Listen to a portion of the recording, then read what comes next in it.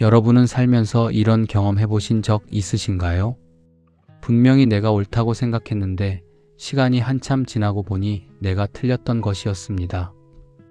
그런데 그때는 그것이 진심으로 눈에 보이듯이 확실했었지요. 우리는 매일 수십 번 판단을 내립니다. 저 사람이 틀렸다. 이게 맞다. 저건 아니다. 내 생각이 옳다. 배우자와 다툴 때도, 자식과 의견이 엇갈릴 때도, 오랜 친구와 세상 이야기를 나눌 때도 우리는 자신이 쥔 기준을 마치 자로 삼아 상대방을 재단합니다. 그런데 만약 그 자 자체가 처음부터 완벽하지 않았다면 어떨까요? 오늘 소개할 철학자의 이야기를 끝까지 들으시고 나면 아마도 그 단단하게 쥐고 계시던 자를 조금 내려놓고 싶어지실 겁니다. 불안하고 무서운 방식으로가 아니라 오히려 마음이 훨씬 가벼워지는 방식으로 말이지요. 20세기 철학사에서 가장 강렬한 충격파를 날린 인물, 미국 분석 철학의 거인 하버드 대학교의 전설 윌러드 벤 오먼 콰인입니다. 콰인이라는 이름이 낯설게 느껴지실 수도 있습니다. 하지만 이분의 사상은 오늘날 우리가 세상을 바라보는 방식 깊숙이 스며들어 있습니다. 철학자들 사이에서는 이렇게 말하기도 합니다. 콰인 이전과 콰인 이후로 철학이 나뉜다고요. 그 정도로 이 사람이 남긴 충격은 컸습니다. 그리고 그 충격의 내용은 놀랍게도 대단히 인간적이고 따뜻했습니다.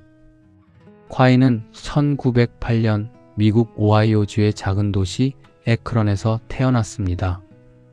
어릴 때부터 숫자와 논리에 유달리 밝았던 그는 하버드 대학교에 진학해 수학과 철학을 함께 공부했습니다. 특히 그는 수학의 논리적 엄밀함에 깊이 매료되었습니다. 세상 모든 것을 수학처럼 정확하게 서술할 수 있다면 얼마나 좋을까? 흐릿하고 애매한 것은 없애버리고 딱 떨어지게 명확한 언어로 지식의 지도를 완성하고 싶다는 꿈. 그 꿈이 젊은 콰인을 이끌었습니다. 하버드에서 박사 학위를 마친 콰인은 1932년 유럽으로 떠납니다. 당시 철학의 최전선은 유럽에 있었습니다. 특히 오스트리아 빈에서는 당대의 가장 명석한 학자들이 모여 철학의 새 시대를 열고 있었습니다. 그리고 바로 거기서 그는 평생의 스승이자 친구가 될 한 사람을 만나게 됩니다. 루돌프 카르납입니다. 카르납은 당시 비엔나 학파를 이끌며 논리실증주의라는 강력한 철학 운동의 중심에 있었습니다. 인류 역사상 가장 체계적이고 명쾌한 방식으로 지식을 정리하려 했던 그는 세상의 모든 진리를 딱 두 종류로 나눌 수 있다고 믿었습니다. 첫 번째는 경험으로 확인할 수 있는 진리입니다. 오늘 서울의 기온은 영하 5도다. 저 꽃은 빨갛다. 이 음식은 짜다. 직접 보고 만지고 확인해야 알 수 있는 것들이지요. 이런 진리는 경험이 바뀌면 틀릴 수도 있습니다. 두 번째는 경험과 전혀 상관없이 그 자체로 절대 참인 진리입니다. 총각은 결혼하지 않은 남자다. 삼각형의 내각의 합은 180도다. 이런 것들은 굳이 눈으로 확인하지 않아도 단어의 의미만 알면 영원히 참입니다. 이 세상 어디서나 어느 시대에나 말이지요. 카르납은 이 두 번째 종류의 진리야말로 인간 지식의 확실하고 절대적인 토대라고 생각했습니다.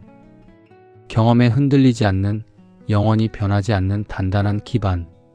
당시 수많은 뛰어난 철학자들이 이 깔끔하고 명쾌한 구분에 열광했습니다.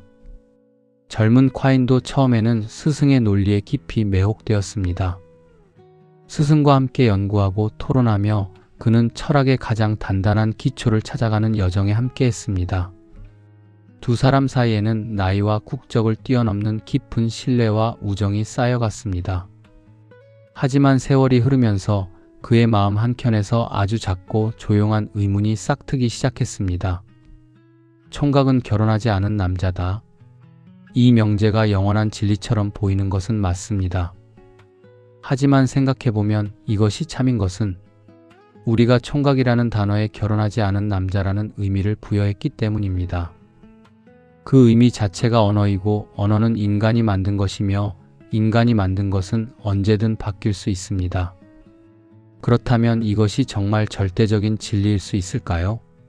이 작은 의문은 시간이 지날수록 점점 더 깊은 질문으로 자라났습니다. 그 의문이 마침내 세상 밖으로 터져나온 것은 1951년이었습니다. 콰이는 경험주의의 두 가지 독단이라는 짧은 논문 한 편을 발표합니다. 분량은 길지 않았습니다. 하지만 그 충격은 어마어마했습니다. 철학자들은 이 논문을 가리켜 20세기 영어권 철학에서 나온 가장 중요한 논문 중 하나라고 평가합니다. 이 논문에서 콰이는 단호하게 선언합니다. 세상에 절대 변하지 않는 진리 같은 것은 없다고.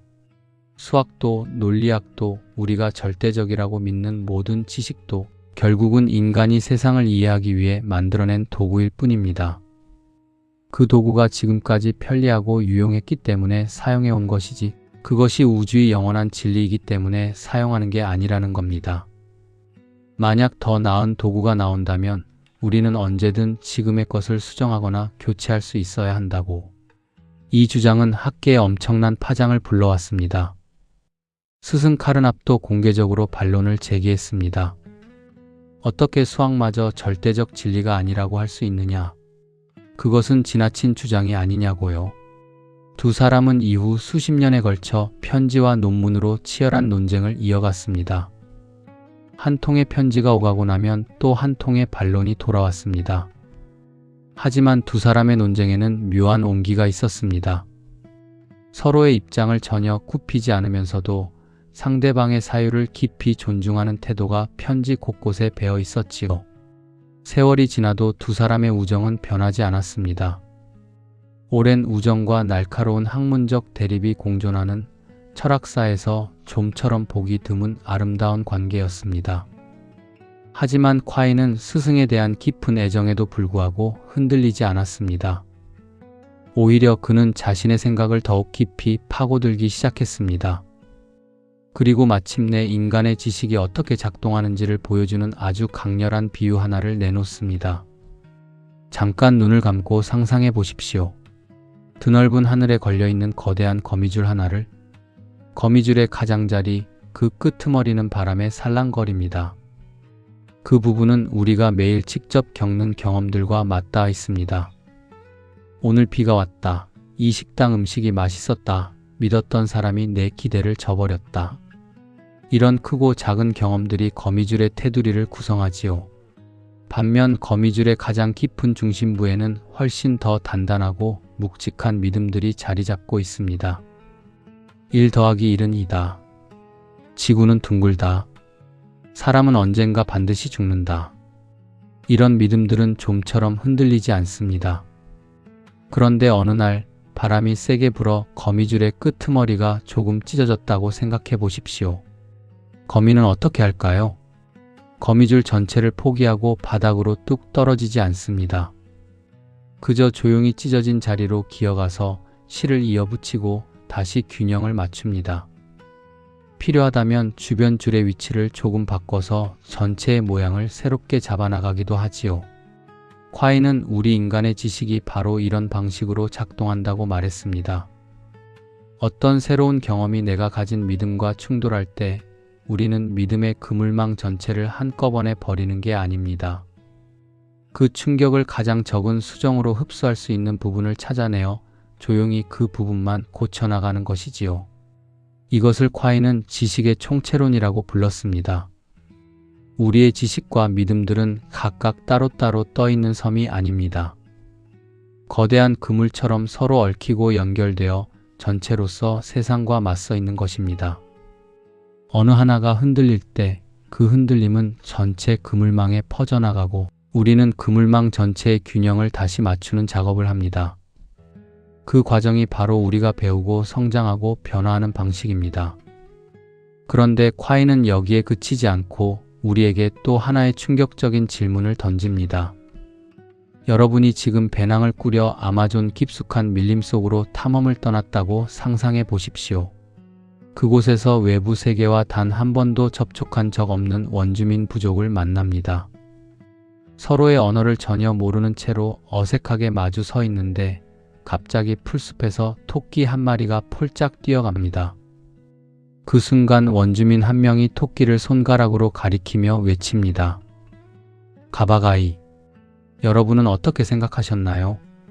아, 저 말이 토끼를 뜻하는구나 하고 수첩에 받아 적으셨을 겁니다. 아마 우리 모두가 그렇게 할 것입니다. 그런데 콰이는 바로 이 순간 우리에게 아주 날카로운 질문을 던집니다. 정말 가바가이가 토끼를 뜻하는 것이 맞을까요? 생각해 보십시오. 어쩌면 원주민은 토끼 전체를 가리킨 게 아니라 토끼가 달려가는 그 동작 자체를 가바가이라고 부른 것일 수도 있습니다. 아니면 토끼의 쫑긋한 귀를, 저 재빠른 존재를, 오늘 저녁 잡아야 할 사냥감을 뜻한 것일 수도 있지요. 혹은 토끼라는 완결된 개체가 아니라 토끼다움이라는 추상적 속성을 가리킨 것이었을 수도 있습니다. 아니면 그 부족에게는 토끼를 보면 신에게 감사를 올리는 관습이 있어서 감사합니다 정도의 의미였을 수도 있습니다. 우리가 아무리 오랫동안 그 원주민과 함께 생활하고 반응을 관찰하고 맥락을 분석해도 가바가이의 진짜 의미를 100% 확신할 수는 없습니다. 원주민의 머릿속으로 들어갔다 나오지 않는 이상 우리의 번역은 언제나 추측에 머무를 수밖에 없습니다. 콰이는 이것을 번역의 불확정성이라고 불렀습니다. 그리고 이 이야기에는 우리 삶에 깊이 닿는 묵직한 울림이 담겨 있습니다. 이건 단순히 낯선 외국어의 문제가 아니기 때문입니다. 우리가 매일 나누는 대화 속에서도 수십 년을 한 이불을 덮고 살아온 배우자와의 대화에서도 내 품으로 낳아 키운 자식과의 대화에서도 우리는 끊임없이 상대방의 가바가이를 짐작하며 살고 있습니다. 남편이 퇴근 후 무거운 얼굴로 나 괜찮아 라고 말할 때 그 말 속에 과연 무엇이 담겨 있을까요? 정말 괜찮은 것인지 아니면 차마 꺼내지 못한 오래된 외로움과 지침이 그 안에 웅크리고 있는 것인지 우리는 완전히 알 수 없습니다. 하지만 우리는 대부분 나 괜찮아를 그냥 괜찮다는 뜻으로 받아들이고 지나쳐버립니다. 자식이 차갑게 내뱉은 말 한마디에 우리는 밤새 눈물로 뒤척이지만 그 말 이면에 숨어있는 자식의 두려움이나 미안함을 우리는 얼마나 제대로 읽어내고 있을까요? 어쩌면 그 차가운 말 속에 부모에게 실망을 드리기 싫어서 쌓아온 긴 침묵이 담겨 있었을지도 모릅니다. 오랜 친구가 별일 없어 라고 짧게 답장을 보내올 때도 마찬가지입니다. 정말 별일 없는 것인지 사실은 아무에게도 털어놓지 못한 무언가가 있는데 아직 말할 준비가 되지 않은 것인지 우리는 그 말의 무게를 온전히 헤아리지 못합니다. 콰이는 말합니다. 우리는 모두 서로의 마음을 완벽하게 번역하지 못한 채로 살아갑니다. 그저 나의 경험과 나의 기준으로 상대방의 가바가이를 짐작할 뿐이라고. 이것이 우리에게 무엇을 말해주는 걸까요? 바로 이것입니다. 내가 상대방을 완벽하게 이해한다는 믿음, 그리고 그러므로 상대방이 틀렸다는 확신. 그것은 처음부터 불가능한 이야기였을지도 모릅니다. 우리가 그토록 단호하게 내려온 판단들이 사실은 불완전한 번역 위에 세워진 것이었다면 우리는 조금 더 겸손해질 수 있지 않을까요? 조금 더 부드럽게 그럴 수도 있겠구나 하고 고개를 끄덕일 수 있지 않을까요? 내가 틀릴 수 있다는 것을 인정하는 순간 상대방도 완전히 틀린 것이 아닐 수 있다는 가능성이 열립니다. 그 가능성이 열리는 순간 비로소 진짜 대화가 시작될 수 있습니다. 콰이는 이렇게 하여 우리가 당연하게 여겨온 것들을 하나씩 해체해 나갔습니다. 하지만 그는 결코 허무주의자가 아니었습니다. 세상에 정답이 없다고 말하면서도 그렇다고 아무렇게나 살아도 된다는 말을 한 것이 아니었습니다. 오히려 그는 정반대의 메시지를 남겼습니다. 정답이 하나가 아니기 때문에 우리는 끊임없이 더 나은 답을 향해 나아가야 한다고. 내 믿음이 틀릴 수 있다는 것을 알기에 나는 언제든 그것을 수정할 준비가 되어 있어야 한다고. 하버드에서 50년 넘게 강의를 이어온 대가였음에도 그는 학생들에게 이렇게 자주 말했다고 합니다. 내 이야기가 맞을 수도 있고 틀릴 수도 있습니다. 중요한 것은 여러분이 스스로 생각하는 것입니다.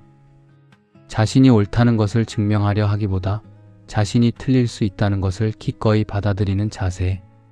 이것이 콰인이 평생을 통해 몸소 보여준 진정한 지적 태도였습니다. 50년 넘게 최고의 자리에 있으면서도 그는 단 한 번도 자신의 사상을 절대적 진리로 내세우지 않았습니다.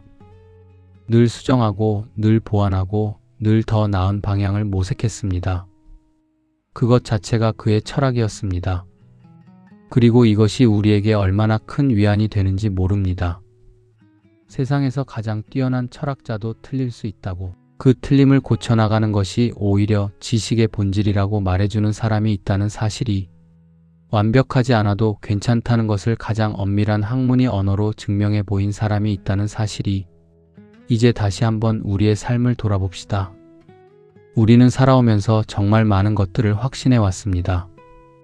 열심히 살면 반드시 보답받는다. 착하게 살면 복이 온다. 내 방식이 옳다. 자식은 부모 말을 들어야 한다. 세상은 공평하다. 이런 믿음들이 우리의 거미줄 깊숙한 곳에 자리 잡고 있었지요. 그런데 현실은 종종 우리의 믿음을 예고 없이 세차게 흔들어 놓습니다. 수십 년을 바쳐온 일터에서 하루아침에 밀려나는 경험을 하기도 합니다. 오래도록 믿어온 사람에게 배신을 당하기도 합니다. 애지중지 키운 자식이 내가 전혀 예상하지 못한 낯선 길을 걸어가기도 하지요. 사랑하는 가족이 먼저 세상을 떠나는 가슴이 무너지는 경험을 하기도 합니다. 이런 순간들이 찾아오면 우리 내면의 거미줄은 심하게 흔들립니다. 테두리가 크게 찢어지고 중심마저 위태로워지는 것 같습니다. 세상이 불공평하다. 내가 뭔가 크게 잘못 살아온 것이 아닐까? 그런 의문이 밤중에 불쑥 찾아오기도 합니다. 하지만 콰인이 우리에게 말하는 것은 바로 이것입니다.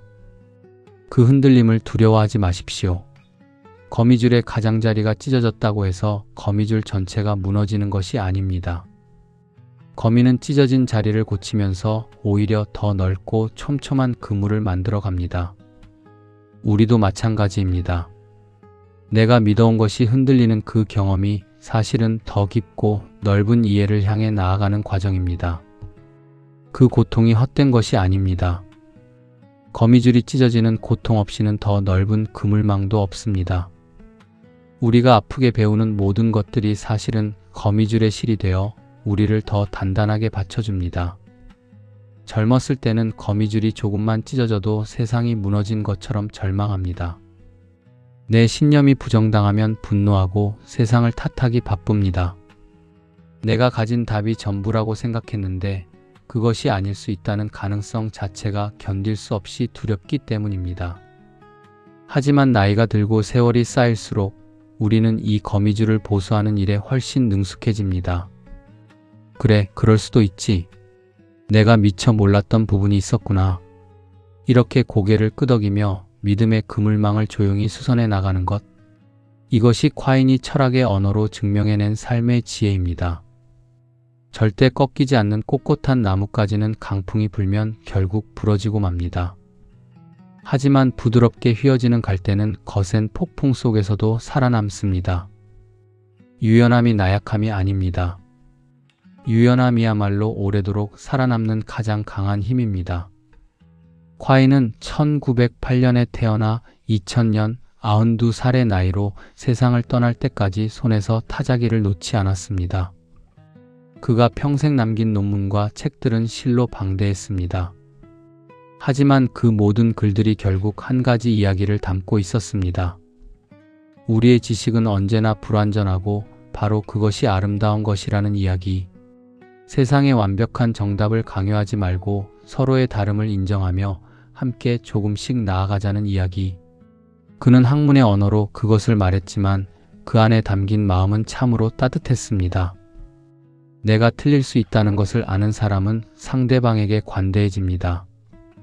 완벽한 정답이 존재하지 않는다는 것을 받아들이는 사람은 다른 이의 다른 방식을 진심으로 존중하게 됩니다. 내 거미줄이 크고 튼튼하다고 해서 남의 거미줄을 함부로 건드리지 않게 됩니다. 그리고 그것이 결국 우리가 서로 곁에서 오래도록 함께 살아갈 수 있는 힘이 됩니다. 오늘 밤 잠들기 전에 잠깐 생각해 보시는 건 어떨까요?